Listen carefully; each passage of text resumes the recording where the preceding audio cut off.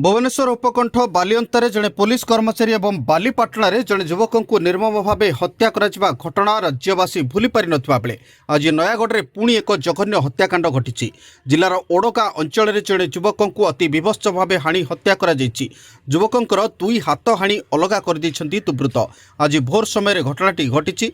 मृत युवक हेउछन्ति अजित कुमार साहू। ओडगाँ थाना ठारू मात्र 2 किलोमीटर दूर कदलीबंध गाँव में यह घटना घटी। आज सकाळू स्थानीय लोके मृतदेह देखि थाना को खबर देते। सूचना अनुसार रविवार राति प्राय 1टारे दुईटी पत्थर गाड़ी को अजित कुमार साहू एवं संतोष कुमार प्रधान अटकाइबाकू आसिथिले। एही समय पत्थर माफिया माने उभय अजित एवं संतोष को अतर्कित भाव आक्रमण करथिले। धारुआ अस्त्र रे अजित को दुई हाथ काटी देइथिले। रास्ता उपरे अजित रक्त जुड़ुबुड़ू अवस्था पड़ते। तेबे भयभीत होई संतोष सेठारू पलाई चली जाइथिले एवं एक ढाबा भितर पशि जाई निजर जीवन बंचाइथिले। हत्याकांड पर पत्थर माफिया माने घटनास्थल फेरार हो जाइथिले। आज सकाळू हत्याकांड घटना जानिबा परे परिवार लोके एवं उत्तेजित लोके रास्ता रोको करछन्ती। मृतदेह रखी लोके अभियुक्तों को गिरफ एवं क्षतिपूरण दाबी करथिले।